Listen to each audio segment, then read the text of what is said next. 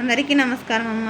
ఈరోజు మనం తెలుసుకుంటున్న అంశం ఏంటంటే 8వ తరగతి తెలుగులో 13వ పాఠ్యాంశమైన ఆతిథ్యం అనే పాఠ్యాంశానికి సంబంధించి టోటల్ టెక్స్ట్ బుక్లో ఉన్న గ్రామర్ని చూద్దాం.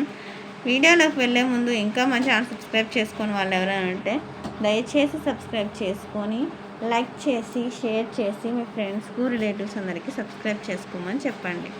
నా ఛానల్ని సబ్స్క్రైబ్ చేసుకొని ప్రత్యక్షంగా పరోక్షంగా సపోర్ట్ చేస్తున్న వాళ్ళందరికీ పేరు పేరున ప్రత్యేకమైన హృదయపూర్వక ధన్యవాదాలు. ఇంకా ఆలస్యం చేయకుండా వీడియోలోకి వెళ్ళిపోదాం. ఈ పాఠ్యాంశాన్ని రచించిన రచయిత పేరు తిక్కన సోమయాజి గారు. ఈయన 13వ శతాబ్దానికి చెందిన మహాకవి. ఇది ఈయనకు సంబంధించిన కవి పరిచయం. తర్వాత మనకు మళ్ళీ చెప్తున్నా అనుకోద్దండి మా, దయచేసి ఇంకా సబ్స్క్రైబ్ చేసుకొని వాళ్ళు ఏమంటే దయచేసి సబ్స్క్రైబ్ చేసుకొని లైక్ చేసి షేర్ చేసి మీ ఫ్రెండ్స్కు రిలేటివ్స్ అందరికి సబ్స్క్రైబ్ చేసుకోమని చెప్పండి.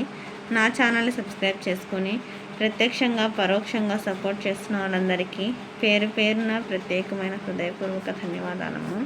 క్రింది కథను చదివి సంభాషణలను చదివి 4 ప్రశ్నలను తయారు చేయండి.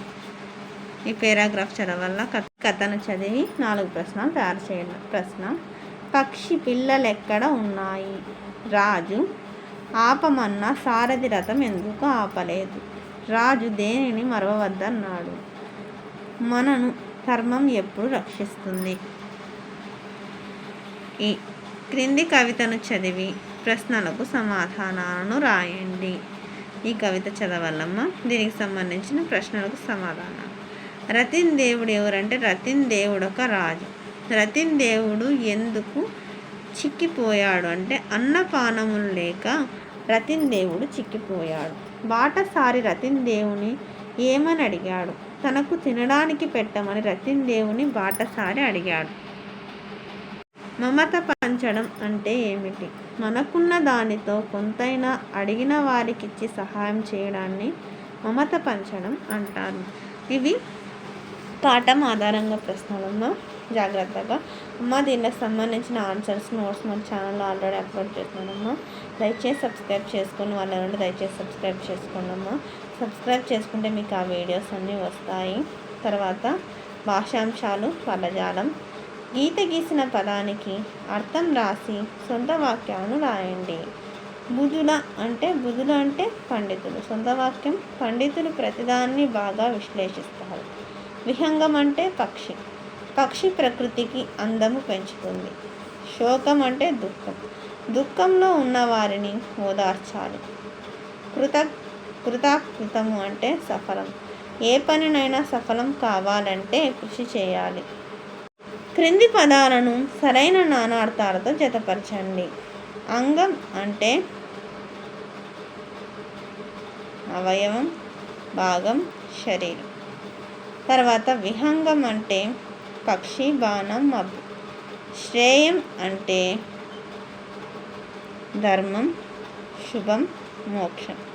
శిఖ అంటే సిగ, కిరణం, మంట. కీడు అంటే అపకారం, మాలిన్యం, తప్పు. క్రింది గీత గీసిన పదాలకు పర్యాయ పదాలను గుర్తించి రాయండి. పులుగులు అంటే పక్షి, విహంగం. అంతరంగం అంటే మనస్సు, హృదయం. దేహం అంటే శరీరం, కాయం. వృక్షాలు అంటే బూరుహాలు, క్షమాజాలు. తర్వాత క్రింది ప్రకృతి వికృతులను జతపరచండి. త్యాగం అంటే త్యాగం. యముడు అంటే జముడు. గుణము అంటే గుణము. సుఖము అంటే సుఖము. క్రింది పదాలకు ఉత్పత్తార్థాలను రాయండి. అతిథి అంటే తిథి నియమం లేకుండా వచ్చేవాడు అగంతకుడు. మహీరుహము అంటే భూమి నుండి పుట్టినది వృక్షము. శరీరం అంటే నశించినది దేహము. పక్షి అంటే పక్షులు కలది పురుగులు. భాషా క్రీడ. క్రింది ఆధారాలతో గళ్ళను పూరించండి.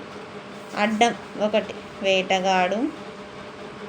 తర్వాత ఇవన్నీ స్క్రీన్ షాట్ తీసుకోండి అమ్మా. కిరాతకుని యొక్క మరొక పేరు వేటగాడు. కపోతం పురుషవాచక పదం అయితే స్త్రీవాచకమైంది కపోతి. ఓకేనా. తర్వాత 5 వేటగాడిని ప్రేమగా పావురం ఇలా పిలిచింది. అన్నా.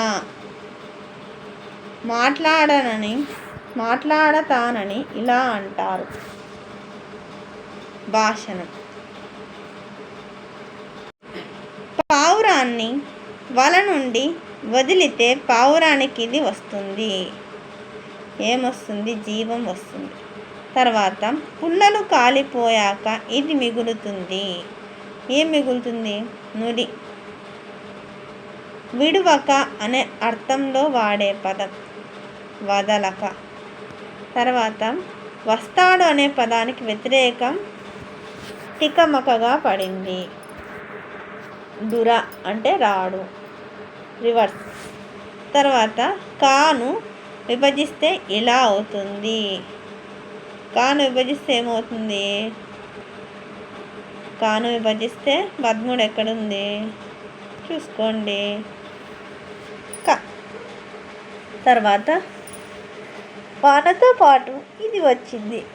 నిలువు చూసుకోవాలి, గాలి. తర్వాత కపోతానికి గుణం ఉంది.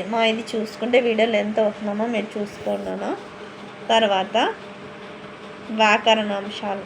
క్రింది పదాలను విడదీసి సంధి పేర్లను రాయండి. ఉజ్వలాంగి అంటే ఉజ్వల ప్లస్ అంగి సవర్ణ దీర్ఘ సంధి. ఇట్లనియే ఇట్లు ప్లస్ అనియే ఉత్వసంధి.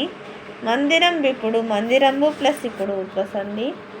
ఆతిథ్యం అతి ప్లస్ అధికం యనాదేశ సంధి. క్రింది పదాలను విడదీసి సంధి పేర్లను రాయండి. ప్రొద్దొక చోట ప్రొద్దు ప్లస్ ఒక చోట ఉత్వసంధి. అధికారానురాగం అధికార ప్లస్ అనురాగం సవర్ణ దీర్ఘ సంధి. ప్రియాలాపం ప్రియా ప్లస్ ఆలాపం సవర్ణ దీర్ఘ సంధి. శరణాగతుడు శరణ ప్లస్ ఆగతుడు సవర్ణ దీర్ఘ సంధి. సకలాంగములు సకల ప్లస్ సంగములు సవర్ణ దీర్ఘ సంధి. తర్వాత క్రింది పదాలకు విగ్రహ వాక్యాలను రాసి సమాసం పేర్లు రాయండి. సతీ గుణములు సతి యొక్క గుణములు షష్ఠీ తత్పురుష సమాసం. సుఖ సాధనములు సుఖము కొరకు సాధనములు చతుర్థి తత్పురుష సమాసం. పక్షి గురువు పక్షుల యొక్క గురువు షష్ఠీ తత్పురుష సమాసం. తర్వాత శరణాగతుడు శరణమును గూర్చి అగతుడు ద్వితీయ తత్పురుష సమాసం. ఇది వచ్చేసి క్రింది పద్యాలకు గురులగును గుర్తించి ఘన విభజన పద్య లక్షణాలు. క్రింది వాక్యాలలో అలంకారాలను గుర్తించి లక్షణాల సమన్వయం చేయండి. మంచి మాటలు మాణిక్యాల వలె చెవులకు అలంకారాలు అవుతాయి. మంచి మాటలు మాణిక్యాల వలె చెవులకు అలంకారం అవుతాయి. ఈ వాక్యం ఉపమాలంకారం, దీనికి సంబంధించిన అంశం. తర్వాత ఆమె ముఖం చంద్రబింబం వలె ఉన్నది. అమ్మ ఇక్కడ దీని ఆన్సర్ ఇక్కడ మనం రాసేస్తున్నాం. ఈ అలంకారం మొత్తం అర్థమవుతుందా? తర్వాత క్రింద ఇక్కడ చూడండి, ఆమె ముఖం చంద్రబింబం వలె ఉందంటే దానికి ఆన్సరు